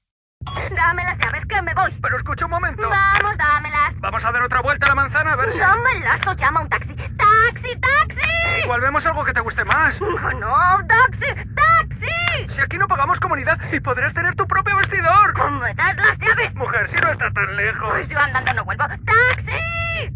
Aquel anuncio pasó sin pena ni gloria, aquello Sí. tal, y se dieron cuenta que, vamos, la televisión o la rompes, la pegas haciendo algo muy explosivo, o pues será dinero mal gastado, la verdad. Y además los jóvenes veían a Idealista como la plataforma de sus padres, no como la plataforma propia, ¿eh? Sí, no, la verdad que... Y entonces ahí está... Idealista cambia completamente su estrategia. ¿Y quién no se acuerda de este anuncio? Vamos allá. Shut up and sleep with me, come on, why don't you sleep with me? Shut up and sleep with me, come on, and sleep with me. Shut up and sleep with me, come on, why don't you sleep with me? Shut up and sleep with me, come on, and sleep with me. Shut up. Búscate una casa. Métete en Idealista, el portal inmobiliario líder. Se trata de la campaña Pilladas, en la que aparecían 2 personas pilladas dentro de un coche porque no tenían piso donde ir. Bueno, la verdad es que fue un bombazo, fue un pelotazo por varios motivos, pero hay que decir una cosa, no a todo el mundo le gustó ese anuncio. ¿No? No, a las madres de Fernández Jesús, el que le hizo cero gracia, y tampoco la de César, e incluso que sepáis que hubo una board member que dijo que eso no podía ser, que esos anuncios no podían ser, y dijo, oye, chicos, a partir de ahora los anuncios tienen que pasar por el board. Obviamente, conociendo a Jesús, se negó completamente. Y no solo eso, sino es que una cosa que ayudó al éxito de esta campaña es que Telecinco decidió que no emitiría ese anuncio salvo que se fuese a partir del horario nocturno cuando los niños estuvieran durmiendo. Esto es lo mejor que te puede pasar. Cuando tu anuncio se convierte en la polémica, es el anuncio que todo el mundo quiere ver, es el anuncio que todo el mundo desea conocer. Y por esto, de alguna forma, esto, bueno, es una oportunidad que tienes que aprovechar. Sí, no, y la verdad es que ¿sabéis qué hizo? Porque Idealista ya tenía comprado los espacios publicitarios y no se tiró para atrás. ¿Qué hizo? Pues ¿acordáis aquello del Canal Plus de que ponía las rayitas? Pues bueno, básicamente lo que hizo Idealista es decir, oye, los anuncios que salen a las 5 de la tarde salen y simplemente salían codificados y decía, oye, si quieres, en la parte de contenido explícito, ¿no? Que se veían pues como pillados, ¿no? En el coche. Y les dije a la gente, si quieres ver el anuncio completo, ves a idealista.com. Aquí lo podéis ver. Shut up and sleep with me, come on, why don't you sleep with me? Shut up. Búscate una casa. Métete en Idealista, el portal inmobiliario líder. Y el anuncio que acabáis de ver se grabó en un descampado de Madrid, en un coche de Fernando Encinar, en una furgoneta de un amigo, se grabó durante una noche con poquísimo presupuesto y los actores eran estudiantes de academias de interpretación, o sea, marketing de guerrilla a nivel de presupuesto, ¿eh? Total, pues aquí vamos con el making of. 12 y cuarto, 12 y media de la noche. Estamos rodando el anuncio Pilladas, el siguiente spot de idealista.com. 3, 2, foto, acción. No era el sujetador, ¿no? Eso. No, es lo que había hecho, te iba a poner una banita blanca. ¡Haz cuidado! Vale. Tengo que alejar un poco el flario, para no quemar el pie, ¿vale? Saca las manos aquí, a la espalda de... Se ocurrió la genial idea, viendo pilladas de japoneses, el por qué no hacer un montaje de gente que está en los coches y que la pilla. ¡Qué bien buena cremita! Preparados para la pillada, preparados, 3, 2, pillada. ¿Pillamos? Visto el éxito de esta estrategia, pues siguieron con la misma, con la idea de hacer ruido a través de las campañas publicitarias. Y otro ejemplo os ponemos, este es el primer hombre desnudo que aparece en un anuncio en Italia, y es un anuncio de Idealista. Questa è l'entrata dell'appartamento. Prego, venga. Ecco qua. Come visto su Idealista l'ingresso è molto ampio, luminoso, le luci praticamente le serviranno soltanto la notte. La cucina è appena stata rifatta, zona notte al piano inferiore, le finestre sono tutte termoisolate. I pannelli solari sono sul tetto. Cosa le offro? Caffè, centrifuga? Succhino? Idealista, scarichi l'app e sei già a casa. Sacar un hombre desnudo en Italia no es nada sencillo, así que generó polémica, pero una de las cosas más interesantes de cómo hace el branding Idealista es que no mide la respuesta directa. O sea, básicamente dice, oye, tío, yo compro exteriores, radio, televisión y no mido una respuesta directa, sino apuesto al long term. Una cosa que también ahí se demuestra otras decisiones que comentaba antes que son relevantes y valientes. Es una decisión muy importante que hace Jesús Encinar, es que el amigo François Delbois, que es uno de los fundadores de Indexa, antes de Top Rural, y además es el marido de María Esteva, que conjuntamente montan Rentalia, que es adquirido por Idealista, pues básicamente en un blog, ¿no? Y si aparte se comenta a Jesús, le dice, oye, mira, parece que Google Analytics se atribuye, o sea, cuando tú haces publicidad en Google AdWords, en Google, se atribuye más visitas de las que realmente tiene, ¿vale? ¿Por qué sucede eso? Porque Google pues tiene Google Analytics y Google AdWords. Y Jesús Encinar, lo que había sido su principal fuente de tráfico pagado, que era Google AdWords, decide tomar una decisión muy valiente que pocos o nadie casi ha tomado en España. Decide parar Google AdWords. Y decide, oye, mi apuesta es branding. O sea, igual que todo el mundo, digamos, todos los emprendedores digitales estamos obsesionados con el performance, cuánto dinero pongo, cuánto dinero me atrae y que consideramos que el performance, poner en Google AdWords o en Instagram es lo mejor, Jesús Encinar, Fernando Encinar y César deciden, no, volvamos a los basics, cómo se hace la publicidad de toda desconectarse la vida. de Google. Nos desconectamos de Google a saco y branding a saco. Eso construye la marca a día de hoy. Palabras de Fernando Encinar en que cuenta el estado actual de la marca Idealista. Quizás es nuestro mejor activo, que Idealista te transmite muchas cosas y cuando piensas en casas piensas en Idealista. Que una vez leí un tuit que decía, esto es Idealista, los cabrones han conseguido que yo cuando pienso en Idealista pienso en casas. La verdad es que tienes toda la razón, porque Idealista se ha convertido en un genérico. Cuando piensas en comprarte una casa, en casas, en pisos, ¿quién no ha ido por una ciudad, ¿no? Que no es la tuya y dices, vamos a ver cuánto cuesta una casa, ¿no? Enseguida te metes en Idealista, ¿no? Idealista se ha convertido en el genérico, ¿no? Como lo es Kleenex, ¿no? Con los tisús, Chupa Chups, Hello Catil, vamos, y no sé si te acuerdas de cuando utilizábamos Tipex. Exacto, en el colegio, sí que me acuerdo, sí. Y yo te añado otra cosa al respecto, que es que Idealista es un concepto que no tiene nada que ver con el sector. Una cosa sería, por ejemplo, pues comprocasa.com, pero Idealista.com te permite muchísima más variedad de tu oferta de servicios. Y no sé si sabéis cómo esa marca Idealista que es tan genérica, ¿no? Como dices tú muy bien, es una marca que no te asocia solo a un único producto, ¿no? Como vender casa, ¿no? Sino a un concepto mucho más amplio. ¿Sabéis cómo nace esa marca? Pues básicamente es un día la madre de Jesús Encinar le dice a Jesús, hijo mío, tú eres un idealista. y Jesús vio claro que aquello tenía que ser la marca. La verdad es que no era tan trivial como ahora nos parece, ¿no? Exacto. La visión de convertir el concepto de idealista en proyección pública tiene su mérito, igual que tuvo su mérito publicar constantemente opiniones en el blog de Jesús Encinar, pero hasta un punto que llegó en febrero de 2022 en el que decidió parar totalmente todas sus publicaciones. Os compartimos aquí un fragmento de su último post en el que explica por qué decidió dejar de publicar en su blog. En estos 4 años he tenido que leer tantos insultos en mi Twitter que al final he tenido que bloquear más de 17.000 cuentas, optando finalmente por adoptar un perfil más bajo en redes sociales para poder vivir más tranquilo. Cerramos carpeta de la marca y abrimos carpeta de resultados porque nos toca hacer una radiografía ahora de la cuenta de resultados. Hemos analizado todos los datos de acceso público. ¿Por dónde empezamos, Jesús? Capítulo 5.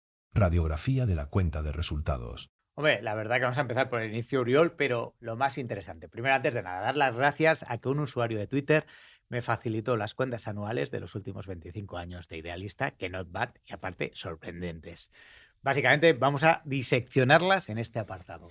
Empezamos por los inicios. Por los inicios, año 2000.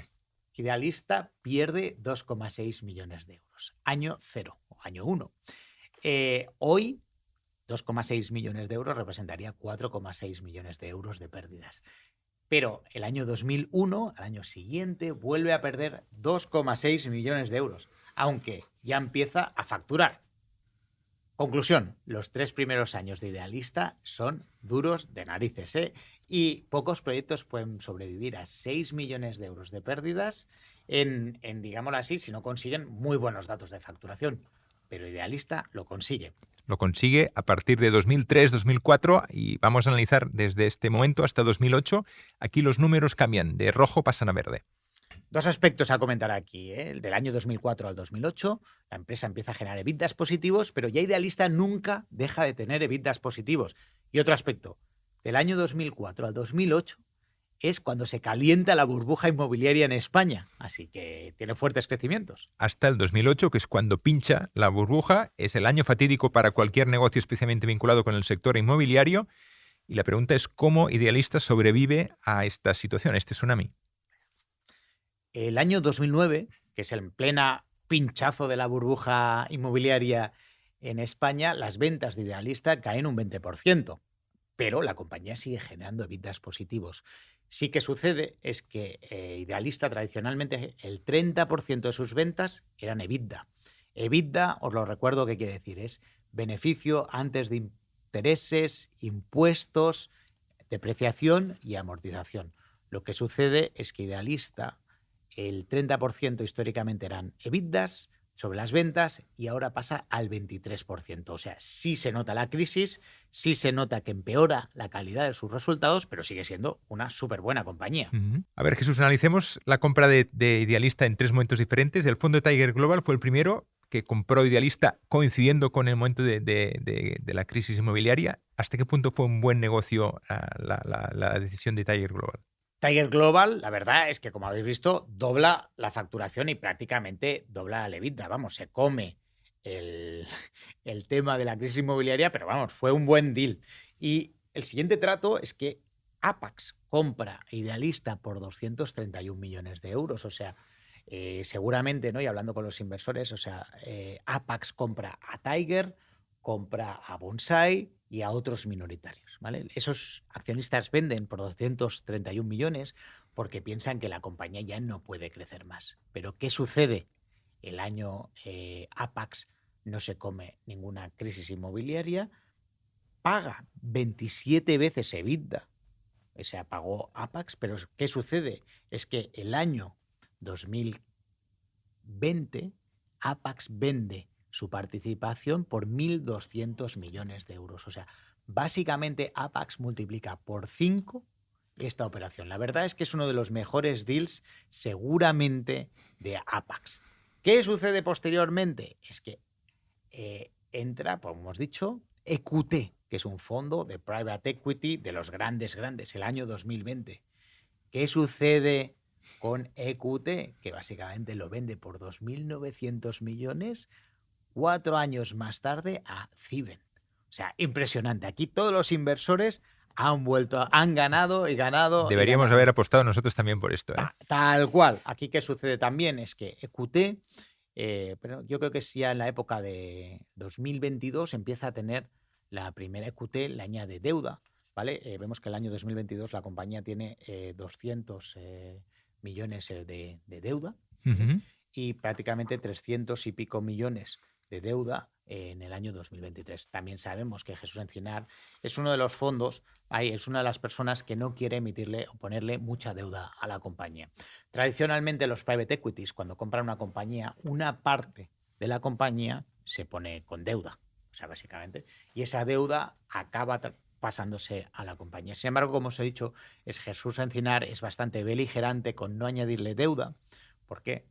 Pues porque es su propia empresa, ¿no? Porque, como sabéis, como hemos dicho anteriormente, es Jesús Encinar, o sea, el equipo de management, el equipo de emprendedores que hay detrás, no solo Jesús, Fernando y César, sino que el resto de empresas que han ido adquiriendo, una parte de los emprendedores se quedan porque les dan equity y por lo tanto continúan. Tampoco quieren añadirle mucho riesgo a la compañía. Y por tanto, lo que sucede ahí es que limitan la deuda que se le puede poner. A pesar de limitar la deuda, los retornos para los private equities son espectaculares. Radiografía de los números que finalizamos con Jesús. Hemos tratado los primeros inicios de Idealista, después el 2004-2008 cuando aparecen los números verdes y después los diferentes deals, tanto de Tiger Global como de Pax Partner, como de EQT, como de Cimer al final. Hasta aquí esta radiografía. Nos queda una última experiencia a tratar, la experiencia del usuario. En la siguiente carpeta ya vamos viendo un poco el final del túnel. For Founders es el vehículo de inversión, un angel fund creado por otros emprendedores que han montado ciertas empresas de éxito, por Javier Petenesa, fundador de Dreams, que lo sacó a bolsa por más de 1.000 millones, Marek Fodor, cofundador de Atrápalo, y luego vendieron Cantox por más de 120 millones de euros, y nos dedicamos a invertir en proyectos en fases iniciales, tickets desde 100.000 euros hasta 4 millones de euros. El gran diferencial es que al final nosotros somos operadores, hemos montado empresas y podemos acompañarte en esa fase. Si te apetece, estás buscando financiación, contáctanos y vamos a ver qué podemos hacer conjuntamente.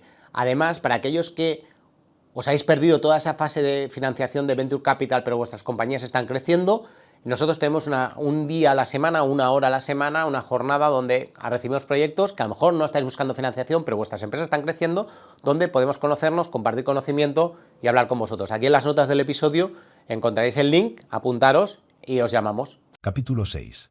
La experiencia del usuario. La experiencia del usuario es el título del capítulo que nos toca a continuación. Vamos a empezar con el primero de los usuarios de Idealista, que no es otro que el fundador, Jesús Encinar. ¿Cómo es Jesús Encinar como profesional? Pues vamos, que hemos recabado un montón de opiniones de muchísima gente y aquí hemos resumido algunos de los atributos del carácter o de la forma de ser de Jesús Encinar. Pongamos 2 ejemplos que ilustran las opiniones que acabamos de leer. El primero es del año 2012. La portada de Idealista tenía 8 posiciones de anuncios con publicidad para otras marcas, ingresos del orden de 600.000 euros anuales gracias a ello. Y Jesús Encinar decide cargarse estos espacios y perder este dinero porque el tiempo de carga era mejorable en la home. No, not bad, porque ir al board, uno de sus inversores en aquel momento nos lo recordaba y que le sugería como decir, oye, que ahora visto con el tiempo era como el Steve Jobs. Yo me acuerdo que me explotaba la cabeza que venía el fundador que se iba a cargar 600.000 euros para que la web fuera más rápida. O sea, que impresionante, ¿no? Y segundo ejemplo que os cuento, a Jesús Encinar sigue a fecha de hoy liderando el equipo de User Experience y tiene una forma bastante particular de gestionar su equipo porque pues todo tiene que ser validado por Jesús y su forma de validar es muy particular. Bueno, básicamente Jesús, a día de hoy se sigue presentando, es el responsable de UX, por lo tanto eso ya te demuestra que UX, la mejor UX que hay en inmobiliarias idealistas por alguna razón. Pero, ¿qué hace Jesús Encinar en esas reuniones? Pues básicamente no permite que el equipo le explique los cambios, sino que lo testea él. Y básicamente lo que dice es que a ningún usuario viene una persona del equipo de UX a explicarle ha habido este cambio, este otro cambio, sino que se enfrenta con el problema delante de sus narices. Dicen que Jesús es alérgico a las presentaciones corporativas y que esto de que te pregunte si te gusta o no te gusta la presentación no es habitual, sino que la pregunta habitual de Jesús es ¿qué cambiarías de esta presentación? Imagínate.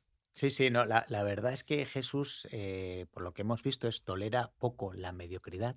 Es un tío exigente, pero la verdad es que si el trabajo está bien hecho y le gusta que el trabajo esté bien hecho a la primera, es una persona pues, que encantadora, ¿no?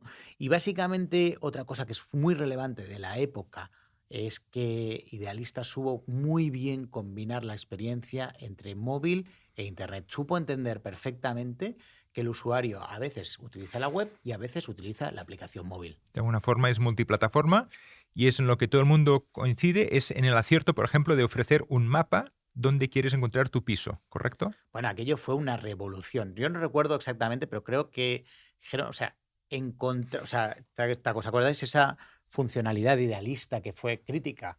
Es que podías dibujar, anteriormente tú podías buscar un piso por código postal o por nombre de barrio, por ejemplo, el Raval. Correcto, ¿vale? o la calle X. Sí, pero entonces lo que pasa es que Idealista decide puedes buscar un piso dibujando en un mapa el área que tú quieres. Por lo tanto, imagínate, si es en la Sardaña, solo en este pueblo, en este otro pueblo, en este otro pueblo, ¿no? Y la verdad es que eso fue un proyecto muy complicado, se estuvieron más de un año haciendo ese proyecto y la verdad es que aquello fue una disrupción total porque dibujar y hacer búsquedas sobre mapa fue realmente impresionante y una mejora de cara al usuario. La tarea para conseguir este mapa tardó 2 años en ver la luz, sí, y toda la competencia lo que ha pasado es que han copiado esta idea y ahora todo el mundo ofrece soluciones similares. Y otra de las destacadas iniciativas de Idealista que hay que destacar es la de las alertas, ¿verdad que sí? Sí, claro, porque cuando tú lo que haces, ¿no? Las alertas en el mundo de los clasificados son muy relevantes. ¿Por qué? Porque básicamente lo que te hace una alerta es recibirte cada vez que un piso baja de precio, cada vez que hay un piso nuevo. Es súper, súper crítico. ¿Qué permitió eso? Que a la hora de hacer una búsqueda mucho mejor sobre mapas, la gente hiciera más búsquedas. Como hacían más búsquedas, quedaban grabadas las alertas. Como tenía más alertas, más gente entraba. Por lo tanto, se generó un círculo virtuoso donde cada vez mejores búsquedas, mejores alertas, más tráfico. Y yo conozco unos que a los que disfrutan más con las alertas son los que les llaman los turistas inmobiliarios. Estos son la gente que quiere saber el precio de los pisos que tiene alrededor de su casa para poderse comparar con su propio piso. Y después están los que sueñan con comprarse un piso que nunca van a poder comprar, pero que tienen que visitarlo, tienen que saber todos los detalles, tienen que ser los primeros en verlo, ¿verdad que sí? Sí, no, la verdad que... Las alertas les funciona un montón. Las alertas son una parte crítica de los negocios de los clasificados y ellos lo revolucionaron con esta forma de buscarlo diferente, pero ha habido otros servicios que Idealista ha añadido, por ejemplo, lo de el vídeo 360 grados, ¿vale? No tener que ir a visitar el piso, o por ejemplo el certificado energético, ¿no? Seguramente todas estas innovaciones hacen que Idealista a día de hoy está por encima de los 50 millones de visitas al mes frente al competidor Fotocasa 14 millones. Y esto con un SEO currado hasta la saciedad, lo que implica que busques lo que busques en inmobiliario, siempre te aparece, o prácticamente siempre te aparece Idealista en la primera opción, ¿eh? Sí, la verdad que lo de SEO, para el que no lo sepa, pues es que aparecer en Google, ¿vale? La verdad que los tíos pues se lo han currado mucho para, como hemos dicho antes, no comprar publicidad en AdWords, pero sí aparecer en las búsquedas de Google. Busques lo que busques, esto se acaba, nos queda una última carpeta para contaros. Capítulo 7. El sueño de un idealista. Y con este capítulo acaba nuestra radiografía de Idealista, una marca que nació de un comentario inocente de la madre de Jesús Encinar. Este llegó a su casa para una comida familiar y cuando Jesús le contó a su madre pues lo que le rondaba por la cabeza, esto es lo que dijo su madre. Anda, ya estás tú con tus ideas locas. ¿Una página web? Sí, claro, idealista.com. Y 25 años después, la palabra idealista está en el top of mind, en la cabeza de prácticamente todos los españoles, italianos y portugueses a la hora de relacionarlo con el sector inmobiliario. La comunidad idealista en España es grande, muy grande. Exactamente. Y muy grandes son también las conclusiones que tenemos previstas para acabar toda esta sesión. Vamos con las 10 ideas más relevantes de todo lo que hemos contado. ¿Cómo gana Idealista de verdad esta batalla? Todo lo que hemos explicado, vamos a resumirlo. La batalla se gana barrio a barrio, actuando en local, pensando en global, y no se puede escapar ni un solo anuncio. Todo lo que hay en el mercado tiene que estar en Idealista. Cada uno de los principales gestores de Idealista ha pasado a liderar los departamentos cruciales. Por ejemplo, hemos hablado PR, está Fernando Encinar, también la parte de branding. Cuando se han tenido que mover a Italia, a Portugal, o sea, para hacer la internacionalización, cada uno de los founders ha estado ahí, y no solo eso, sino que el equipo de las empresas que han comprado, los emprendedores han continuado al pie del cañón año tras año. Hombre, la verdad es que Idealista nace casi prematuramente porque en aquel momento pues, sus clientes no tenían internet y empieza vendiéndoles ordenadores, pero va ganando esa batalla porque sus competidores no son capaces de adecuarse al mercado digital. Por lo tanto, está en el sitio adecuado, en el momento adecuado, tal vez un pelín antes, pero justo en la carrera. La verdad es que entendió perfectamente el estar en multidispositivo, en web, en mobile. Su funcionalidad de mapas, de buscar en mapas, fue un éxito rotundo que generó muchas alertas, y la verdad es que todos lo hemos visto, ¿no? Que si compara la experiencia de usuario de Idealista es brutal. Y claro, también hay que reconocer que uno de los founders sigue al pie del cañón allí. Básicamente, Idealista no solo está en el top of mind a nivel de buscar casas, se han asociado a la categoría del sector inmobiliario a través de todo el PR, de ser transparentes con los datos, que no es tan obvio, no era tan obvio el año 2000, pero sí ser el referente de dar precios, sí ser el referente de estar en todas las noticias con Idealista News. Como anécdota, no recuerdo que Idealista llega a sacar un libro, incluso porque sus foros son muy famosos, ¿no? En Idealista, donde comenta mucha gente prestigiosa de la industria. La verdad es que Winner Take It All en Marketplaces no para de crecer año tras año, como os he dicho, entre el 16 y el 25% de crecimiento, a pesar de facturar más de 150 millones, y todas las adquisiciones, más de 18 adquisiciones, donde consigue que los emprendedores se queden. Vale, la verdad es que es súper importante estar en el top of mind, reconocimiento de marca, pero han entendido perfectamente que seguramente la notoriedad personal no es tan relevante, que les ha generado problemas políticamente, y que es mucho mejor enfocar todo el reconocimiento de marca en la empresa. Bueno, como hemos dicho antes, ¿no? Portugal fue mucho más rápido que Italia. Italia, 20 millones de pérdidas, tuvo las narices de quedarse ahí, pero también hay que reconocer que hubo todos esos movimientos, o sea que el equipo fundador ha estado al frente para lanzar cada uno de los países, y seguramente eso ha hecho ganar la batalla. Hombre, desde, digámoslo así, los 6 millones de euros perdidos los 3 primeros años, que es una pasta, al año 2002, 6 millones de euros, y que estar obsesionado con cada coste, o estar obsesionado en seguir siendo una startup, tanto a nivel de innovación como costes, pues ha permitido que la compañía genere EBITDAs constantemente. Hombre, la verdad es que la figura de Jesús Encinar, hables con quien hables dentro de la compañía y fuera de ella, se percibe, ¿no? De Jesús, Fernando y César. Así que estar al frente de los negocios, estar al frente de los departamentos críticos ha permitido seguramente la pequeña ejecución que no hemos sido capaces de explicar, pero que ha sido la realmente ganadora. Ahora sí, punto final a este capítulo. Recordaros que por parte nuestra no hay ningún interés económico en Idealista. Bueno, y o sea, no hemos recibido ni un euro. La verdad que deberíamos haber invertido, visto lo visto, Oriol, porque la verdad que viendo los múltiplos de todos los inversores, agradeceros a todos. Si os ha gustado este capítulo, por favor, compartirlo en redes sociales, compartirlo, porque para nosotros, para Oriol, para mí, para el resto del equipo, pues la verdad que ha sido un curro impresionante. No sabéis las horas que llevamos grabando, o sea, porque como veréis, no somos muy buenos actores. Teníamos un super guión, nos lo hemos saltado, nos hemos olvidado cosas. La verdad que ha sido una experiencia brutal poder aprender de Idealista. Y la verdad, pues que estoy encantado de, conjuntamente con Oriol, hacer este capítulo, entrar, hacer contenido que os pueda ser útil, que podáis inspiraros, que podáis aprender o podamos aprender todos.